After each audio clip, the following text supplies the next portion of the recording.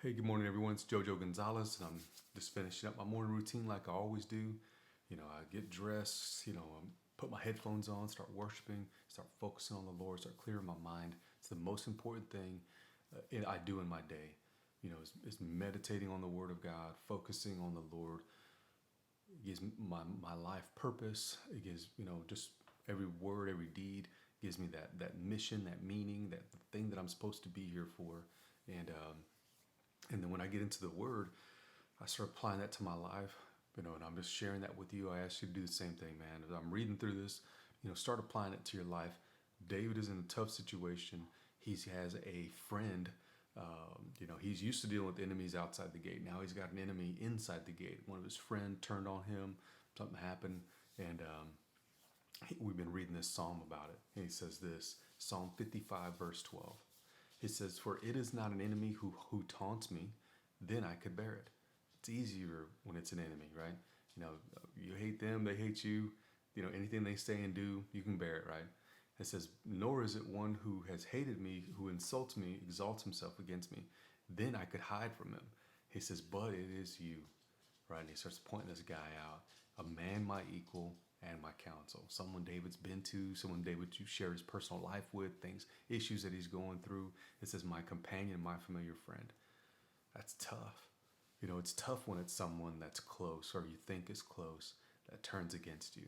I've, I've experienced that before, and it still haunts you. It still messes with your head, and it's rough. So I can definitely see where David's at, and he says, "My companion and my familiar friend." Man, that's how close is that, right? It's this counsel, companion, familiar friend, someone really tight with them. He says, "We who had sweet fellowship together, we walked to the house of God in company together." It's that kind of relationship. Who he said, he says, "Let death come deceitfully upon them." Now he's talking to the Lord, and he says, "Let them go down alive to Sheol, the netherworld, the place of the dead. For evil of every kind is in their dwelling, and in their hearts, in their midst." So at their house, evil of every kind. In their heart, evil of every kind. All around them, they're surrounding themselves with evil of every kind. It says, in contrast, "As for me, I shall call upon God." I'll call upon the name of the Lord, and the Lord will save me. So we saw that with enemies outside the gate. And now we're seeing that with enemies inside the gate. He's always calling upon the name of the Lord. The Lord will protect him. The Lord will save him. He has faith in God. It says, "Evening, morning, and noon, I will complain and murmur, and he will hear my voice." God will hear me. Don't start complaining sideways. Don't complain down. You complain up. God will hear me. He's the only one that can do anything about it, right? It says, "God has redeemed my life in peace from battle that was against me." So all the Psalms that we saw before, all those battles, God's kind of chilled out. Things have gone down in peace. "For there were many against me." Then it says, "God will hear and humble them." Now he's talking about his friend again. Even he who sits enthroned from old, because in them there has been no change of heart, and they do not fear God at all. Kind of just reiterating what he said, surrounded by evil in his house, in his heart, and in his midst. He says, "He, my companion, has put out his hand against those who are with peace with him. He has broken his covenant of friendship and loyalty." That's rough. It's tough, when you guys make a pact, things are going well, and then all of a sudden someone just breaks off. Says, "Nah, forget that. Never meant anything to me." Then he says, "The words of their mouth were smoother than butter, but his heart was hostile. His words were softer than oil. Yes, they were drawn swords, just smooth, right?" And this is the key. David says, "Cast your burden on the Lord." When it says cast it, it's not like a cast net where you cast it and you pull it back again. No. He says, release it. Throw it, release it to the Lord. Cast it, give it to him. Don't pick it back up again on your way out. Give it to him, leave it there.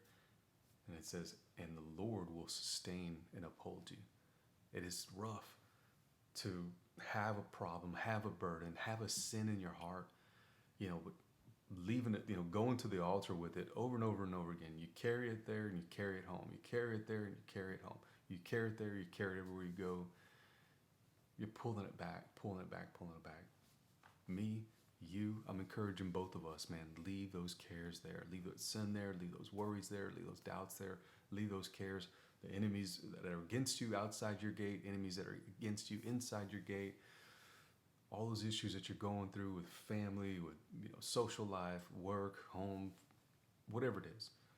Cast your burden on the Lord. Release it, and He will sustain and uphold you. What a blessing that is. That's the character of God. God will sustain and uphold you. Give it to Him, man. So I need to hear that. You need to hear that. It says He will never allow the righteous to be shaken.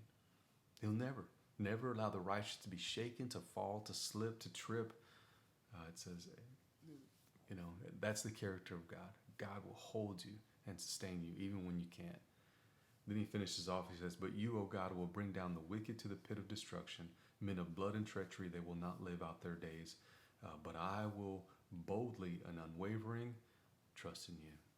So David, he's kind of going through this tough time. Maybe you're going through a tough time. Don't waver. Trust in the Lord. Cast your burdens upon Him and let Him hold you, sustain you, carry you through it. So I need to hear that. You need to hear that. It's just a good song. Even though it sounds kind of, it's different whenever it is family. Different whenever it's someone close. But God knows exactly where you are. He hasn't lost you. He knows exactly where you are. So He knows the situation that you're in. So, like me, think about these things you go about your day. Reconsider them. And a little while from now, you're at work, wherever you're at, think about them again.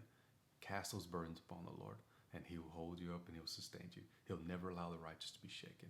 Later on, after lunch, whatever, think about it again. Pull it up on your phone. Pull it up on your app. Think about it again in the afternoon and before you go to bed. See how it look back and see how God has sustained you. So, God bless.